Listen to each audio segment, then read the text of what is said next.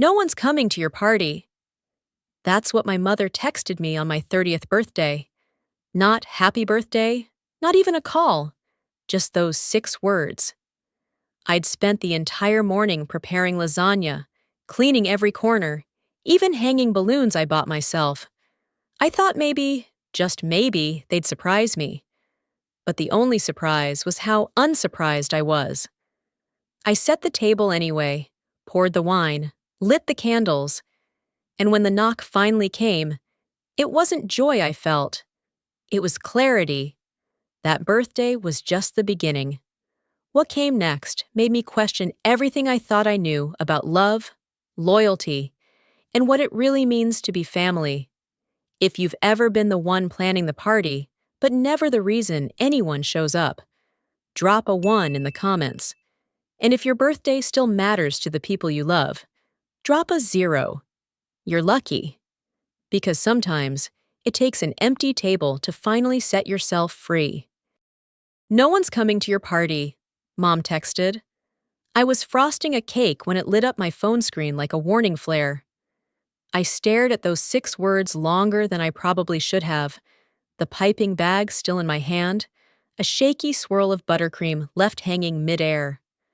For a moment, I thought maybe she meant to text someone else, maybe a neighbor or a coworker or some other daughter. But no, Janice never mistyped. The cake sat perfectly centered on my tiny kitchen island, vanilla with lemon curd filling, a touch of my own nostalgia. I'd lit a lilac-scented candle beside it and was halfway through Miles Davis's Kind of Blue. I'd even printed out a playlist, one of those corny things I used to do in high school before every sleepover that never quite happened. I hadn't thrown myself a birthday party since I turned 18, and even then, no one showed up except Levi with a pack of Oreos and an awkward smile. He said he came because I made it sound like an emergency. I remember setting up a folding table in the garage, streamers taped to the ceiling with painter's tape that peeled the paint off. I'd baked a funfetti cake from a box mix, trying to make it look homemade. I wore a pink paper crown I'd saved from the previous year, determined to stay cheerful. But by 5 p.m., it was clear. No one was coming. Cassie had posted a photo that day, holding her brand new MacBook on our front porch. "Early graduation gift," the caption read. I'd stared at the screen, wondering if anyone even remembered it was my birthday. Later that evening, Mom left me a voicemail. "Mara, honey, don't be disappointed when people don't show up. You have to be realistic. Expectations ruin everything." So now, 12 years later, frosting my own birthday cake again felt less like celebration and more like endurance. The living room was festive in a makeshift kind of way. I'd strung paper stars along the window and arranged tulips in a chipped blue vase I'd rescued from Goodwill. The snow outside had turned to slush, dirty gray rivers trailing the sidewalk. Cedar Rapids was stuck in that in-between season, where winter overstayed, but spring refused to commit. The RSVP list, taped to the fridge, was blank except for my own name written in glitter pen. I checked my phone. No missed calls, no new texts, just that one blinking message from Mom. Levi hadn't said yes or no. Cassie hadn't replied at all. I poured a glass of red wine and took a long sip, pretending it didn't burn more than usual. I lit a candle on the cake, just one, and whispered my name aloud, like it was a secret code. Mara. Happy birthday, Mara. Then I sat on the couch, legs curled beneath me, and stared at the front door. At 7 p.m., I sliced the first piece and plated it like a guest was about to arrive. At 7:30, I finally took a bite. It was too sweet. My phone buzzed. Junk mail. I turned off the music. The room went silent except for the hum of the fridge and the distant rumble of traffic outside. Somewhere around 8, I lit another candle in the corner. The soft glow made the room look gentler than it felt. I walked to the window and watched a man in a puffer jacket walk his dog across the street, steam rising from the sidewalk, where snow met exhaust. Everything moved so normally out there. Inside, I stood still, hands numb not from the cold, but from how much I'd wanted this day to mean something. I returned to the RSVP list, smoothing the crinkled page against the fridge door. My glitter ink signature looked lonely, like a child's drawing taped up long after the art show ended. I briefly considered texting Levi. Just a, "Hey, cake's ready." But I didn't. At 9:22 p.m., the doorbell rang. I froze, wine glass halfway to my lips. For a full 5 seconds, I considered not answering. Let them stand in the slush, whoever they were. Then I stood, slowly, as if pulled by muscle memory. The hallway creaked beneath my bare feet. I opened the door. It was Mom, 3 hours late, holding a balloon bouquet from the grocery store. The metallic strings dragged against the wet porch tiles, one balloon shaped like a crooked star, another with glitter that said, "You're special," in Comic Sans. She grins like she saved the day. "Surprise," she says, and I can't tell if I want to laugh or close the door. She handed me the balloons like they could float away the years we lost. They bobbed in her hand, plastic ribbons twisted tight around her knuckles. A pink one said, "You're special," again. Same font, same empty cheer. I didn't reach for them right away. Part of me wanted to let them slip from her hand and drift down the stairwell, but I took them anyway. Reflex, maybe. She stepped into my apartment like it still belonged to her, like the key she used to have still worked. Her perfume, a floral drugstore scent I hadn't smelled in years, wafted past me as she made a beeline for the recliner in the corner. The one piece of furniture that didn't creak when you sat in it. She sank in like a queen visiting her summer home. The heater clicked twice and went quiet. The cold hung around the baseboards. "Cozy," she said, rubbing her hands together. "You always liked small spaces. You hated our big living room growing up." That wasn't true. I loved that room. I used to lie on the floor and read for hours in the sun patch near the window, until Cassie needed the space for her ballet stretches, or her piano lessons, or her birthday tea parties. Then it stopped being mine. She glanced at the cake on the counter, untouched except for one narrow slice. "Did you make that?" she asked. I nodded. She tilted her head. "Looks nice. I'm watching my sugar, though." Of course she was. The woman who once baked brownies at midnight and ate the edges first now had dietary restrictions, just in time to avoid eating anything I made. She tugged her sleeves down, looked around the apartment. "You still talk to that boy from IT?" "Levi," I said. "He's a software engineer now." She shrugged. "He always had that introvert energy." I looked away, focusing on the balloon ribbon that had drifted into the floor lamp. The knot glowed faintly, an accidental halo. She leaned back. "Cassie's been going through a lot lately. She's emotionally drained." I inhaled slowly. "So she couldn't come because she's tired?" "She's just sensitive, Mara. You know that." "You didn't answer the question." Mom sighed like I was being unreasonable. "She said she'd try, but she had that alumni brunch with her old professors." "Cassie never graduated," I said quietly. She blinked. "Of course she did. She walked." "Number she skipped finals, remember?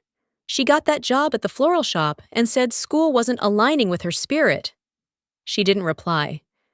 She pulled out her phone instead and tapped the screen. I caught a glimpse of the lock screen, a photo of Cassie in a navy blue cap and gown, smiling, arms around two classmates. It was staged. I'd helped her take it in the backyard the year she dropped out. I said nothing. Mom turned the phone face down on the armrest.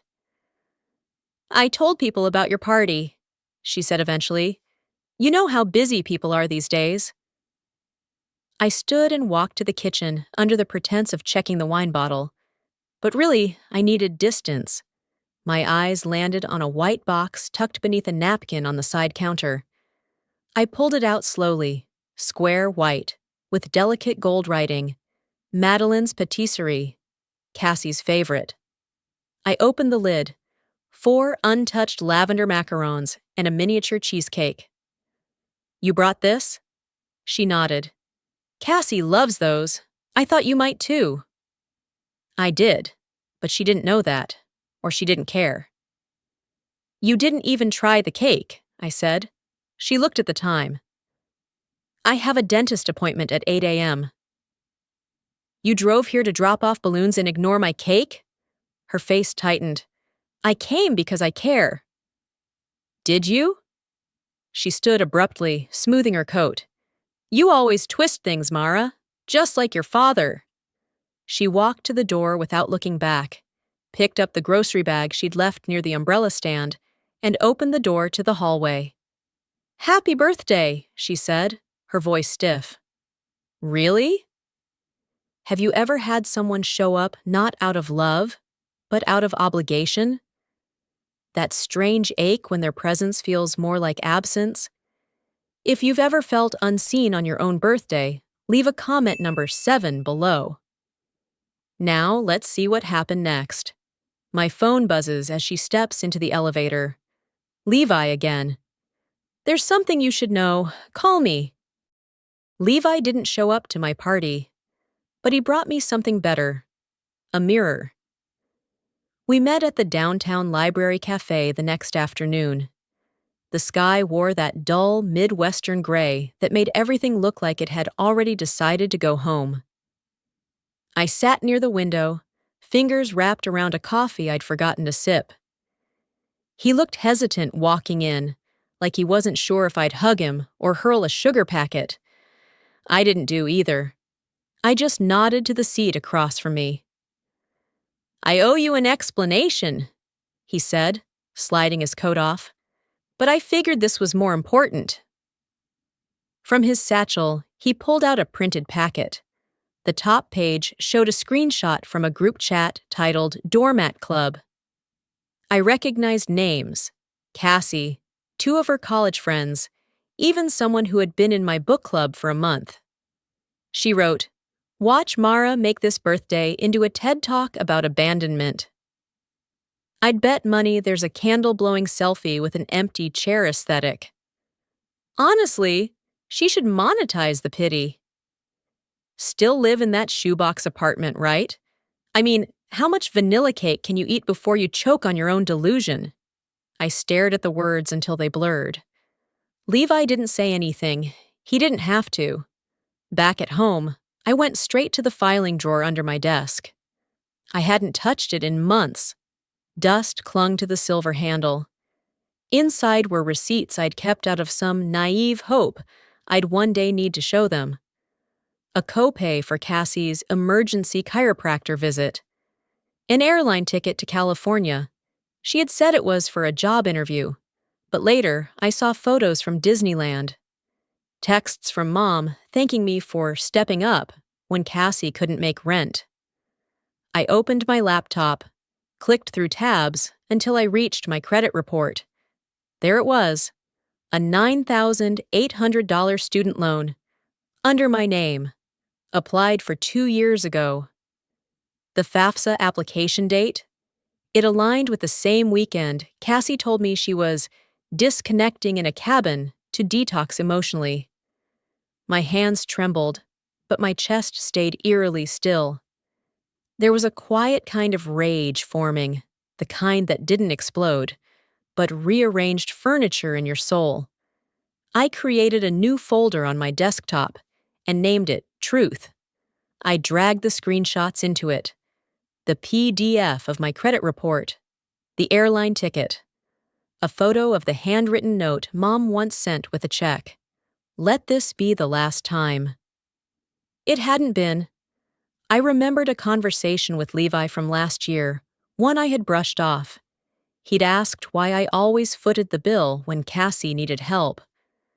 I laughed, saying, "She's family." But now, that word felt hollow, like a badge I'd been forced to wear without question. Digging deeper, I found an email confirmation from a dentist's office dated the morning after the FAFSA loan went through. Cassie's name used my insurance details.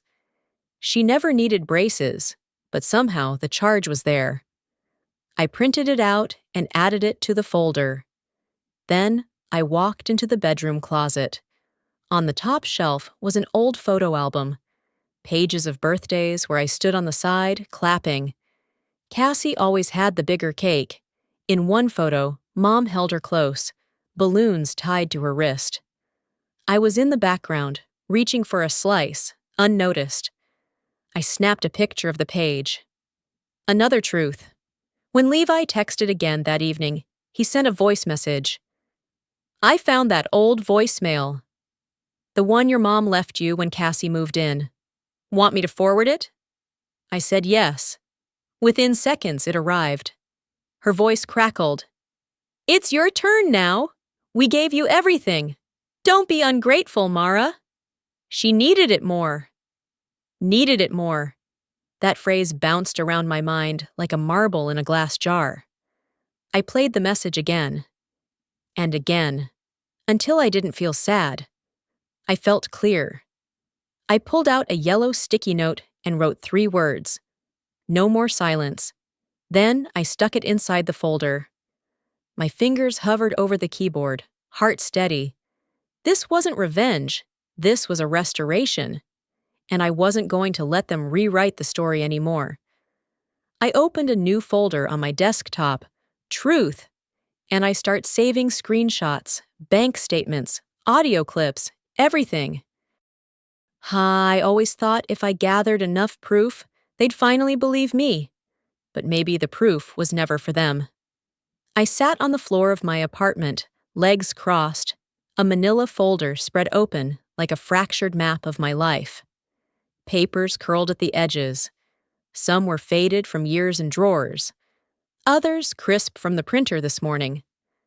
The yellow glow of my desk lamp made everything look more dramatic than it was.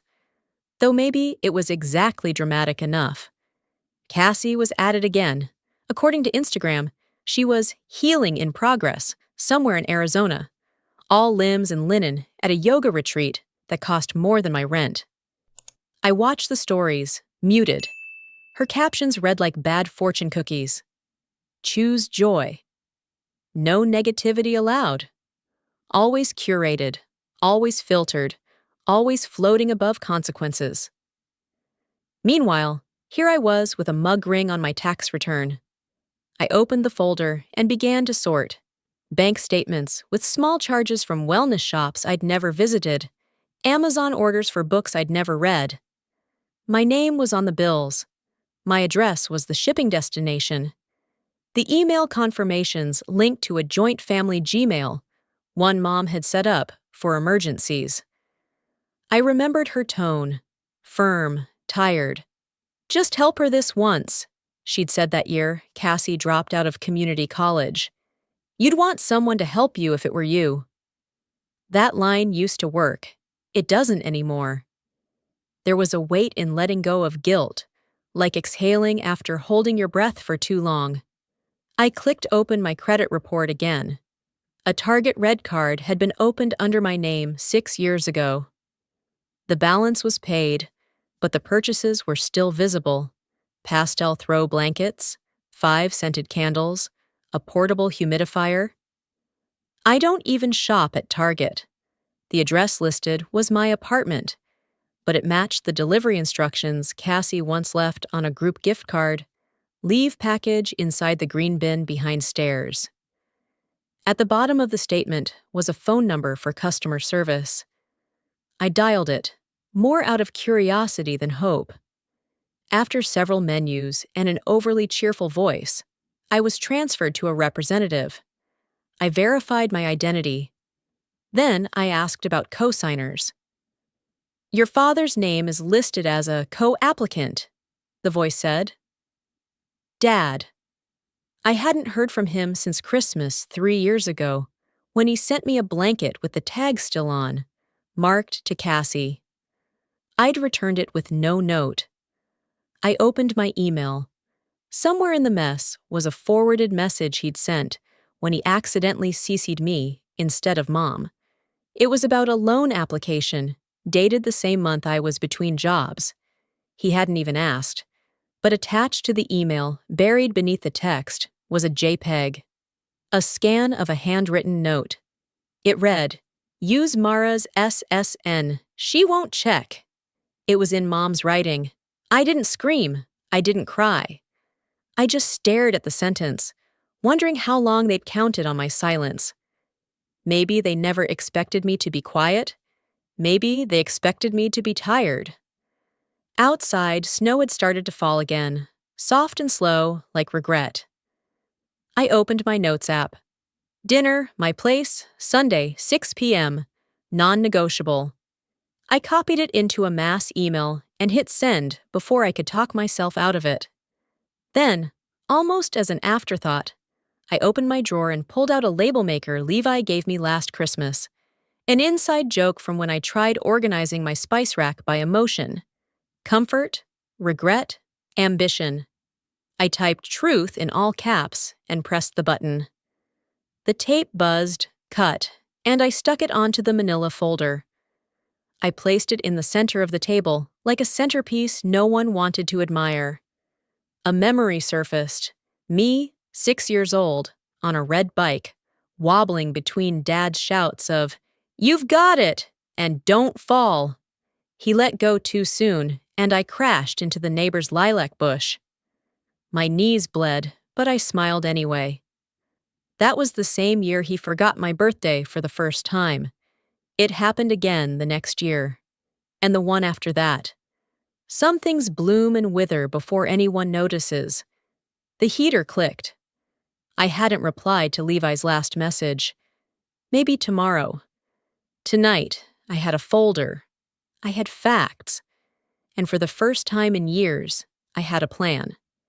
I place a manila folder on the table, label it in red Sharpie. TRU. TH. They came bearing smiles, like guests to a wedding. I came with a folder. The scent of lasagna filled the room, mingling with the warm flicker of candlelight and the low hum of Ella Fitzgerald playing from the speaker on the shelf. I had set the table carefully, napkins folded, wine poured, salad tossed. The dining table looked like a magazine spread. Too perfect, artificial, like I'd staged it for a reality show intervention, which, in a way, I had. Mom was the first to arrive, in a cranberry-colored wrap dress, her hair set and sprayed like it was Easter Sunday. She kissed the air near my cheek. "Smells amazing in here," she chirped. "You always were the little homemaker." Dad followed, hands in his jacket pockets, glancing around like he was casing the place. "Nice setup," he said. "You catch the Cubs game last night?" I shook my head and gestured toward the living room. "Have a seat, we'll eat soon." Cassie arrived last, texting as she walked in, only looking up long enough to smirk. "Didn't know this was a sit-down thing," she said. "Fancy." She plopped into the folding chair like it offended her and draped her coat over the back. I caught a glimpse of her phone screen. Some Instagram story captioned, "Family night, LOL kill me." I smiled. "Glad you could make it." We went through the motions. I ladled lasagna onto plates that no one touched. Mom praised the garlic bread, but her slice stayed whole. Dad swirled his beer. Cassie scrolled. I watched them as they pretended to be guests at a meal they had no intention of digesting, physically or emotionally. The lights above flickered softly, and I noticed the shadows dancing on their faces. It looked like a theater, or maybe just a poorly directed play where everyone already knew the ending. Anyway, I said, pushing my chair back slowly. I figured we should talk. I stood and walked to the counter. The manila folder was right where I'd left it, next to the tray of untouched brownies. My hands didn't shake when I picked it up. I returned to the table and placed it in front of me, opening the clasp. I've spent the last week gathering some things, I began. Things I should have looked at years ago. Cassie rolled her eyes. Here we go. I passed out copies, loan documents with forged signatures, screenshots of text messages, group chat threads where my name was a punchline, Cassie accepting spa payments with my Venmo, emails forwarded from Dad's account, and the FAFSA co-signed with my social security number. Mom's face turned pale. Where did you get these? They're mine, I said. You used my information. You left a trail. Dad grunted. We thought you'd never notice. That stung more than I expected. Like it was normal to betray someone, as long as you assumed they wouldn't find out. Cassie leaned back in her chair, arms crossed. You're so obsessed with being right. Is this really about some credit crap? I didn't answer. Instead, I picked up my phone and tapped play. The recording crackled. Then Cassie's voice came through, clear and smug. She's like a living credit card. You just need to smile, and she'll pay for everything. She's too lonely to say no. No one spoke. The only sound was the heater clicking on in the corner. I looked up. Mom stared into her lap. Dad scratched the label off his beer bottle. Cassie blinked but didn't look away. So what now, Mara? She said, her voice flat. You gonna sue your own family? I met her gaze and held it steady. I don't want revenge, I said. I want clarity. I want the truth to stop living in the shadows. Have you ever chosen truth over peace, even when it meant standing alone? That quiet courage it takes to finally speak after years of silence. If that moment speaks to you, leave a comment number 9 below. Let's see what came after. I turned to my father. You were supposed to protect me. Instead, you co-signed a debt in silence. He opened his mouth, then shut it, guilt settling behind his eyes like dust on glass. I never asked for much, I added. Just honesty. Maybe a little respect. Mom's fingers played with her wine glass stem, twisting it back and forth like she could rewind time. We were under pressure, she whispered. Cassie was struggling. You were always stronger. No, I said. I was quieter. That's not the same thing. The candles flickered as if exhaling. In my mind, I heard Levi's voice again, like a protective echo. You don't owe them peace if it costs your sanity. I didn't slam the door. I didn't scream. I just handed them the folder and locked it all behind them. The apartment felt hollow once they left, like a room after a performance. The chairs sat askew, napkins crumpled, glasses sweating untouched wine. I didn't bother cleaning up right away. I needed to let the silence settle, let it stretch. On my 16th birthday, Mom had said, "Stop expecting people to make a fuss. That's for little girls." I believed her for too long. That day, I'd waited by the window for hours, hoping someone, anyone, would show. They didn't. And when I cried, she'd called it dramatics, like my feelings were fireworks she refused to light. Now, at 30, I understood. It wasn't about drama. It was about dignity. I sat at the table, staring at the half-eaten lasagna. The candles had burned low, wax puddled on the linen. One balloon had detached and floated to the floor, deflated. The ribbon curled like a question mark. I picked it up and tossed it in the trash.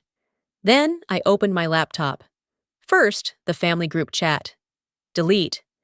Next, the joint streaming accounts. Goodbye, Mom's login. Then the shared phone plan. A few clicks, and I was free. I opened a blank social post and typed, "When your family treats love like a debt, stop paying interest." Simple, quiet, not a call out, just closure. My phone buzzed. Levi. Levi, you okay? I stared at the screen. I wanted to say yes, but the truth was softer. Not okay, but steady. Instead, I typed back, "Give me a few days." Then coffee? Levi, you got it. The next morning, sunlight poured in through the blinds in slices. I made coffee, this time just for myself. No guests, no explanations. Just me, the mug, and a strange new lightness. Later, I took the bus across town to a co-working space I'd visited last month on a whim. They'd had a corner desk by the window, quiet and full of promise. I walked in, set down my tote, and pulled out a small sign I had picked up at the print shop that morning. I taped it to the glass outside the shared suite. Quiet accounts, credit and recovery coaching. I didn't know if anyone would come, but the sign made it real. The decision to move forward made it real. Inside, my desk was simple. Whiteboard, one small plant, and a framed quote I'd kept tucked in a drawer since college. "You don't rebuild what broke you, you build what frees you." I smiled. As I unpacked a folder of planning notes, I heard the front door chime. A woman stepped in, mid-40s, nervous eyes. She looked around, then at me. "I saw your sign," she said. "You help people. Get back on track?" I nodded. Not just financially, emotionally too. She let out a breath she looked like she'd been holding for years. That night, I walked home past the bakery Cassie used to love. I paused outside. In the window sat a tray of lemon bars, the same kind she used to eat in secret and blame me for. I smiled, no bitterness, just recognition. When I got home, a small envelope was waiting on my doormat. Florida postmark. Aunt Betty. Inside was a birthday card with a $20 bill taped to the fold. The note read, "Happy 30th. You were always the smart one." I sat down on the couch, held the card to my chest, and cried. Not because I was sad, but because someone remembered, and that was enough. Later, I lit one last birthday candle, set it into the center of a store-bought cupcake. No audience, no performance, just me. I closed my eyes. "No balloons next year," I whispered. "Just quiet." I didn't need an apology. I needed clarity. And when I finally got it, not from them, but from the truth itself, I felt something unexpected. Peace. It's strange how the heart knows when to stop knocking. At some point, silence becomes more honest than conversation. I used to think family was about loyalty at all costs. Now I know it's about boundaries, and who still loves you when you draw them. The folder, the evidence, the empty chairs. None of it fixed what was broken, but it helped me stop trying to fix what wasn't mine to mend. I've come to believe that healing isn't about changing the past. It's about choosing not to let it shape your future. If this story stirred something in you, I invite you to share your thoughts in the comments, or simply follow along for more stories that speak in quiet truths. Thank you for listening. Until next time.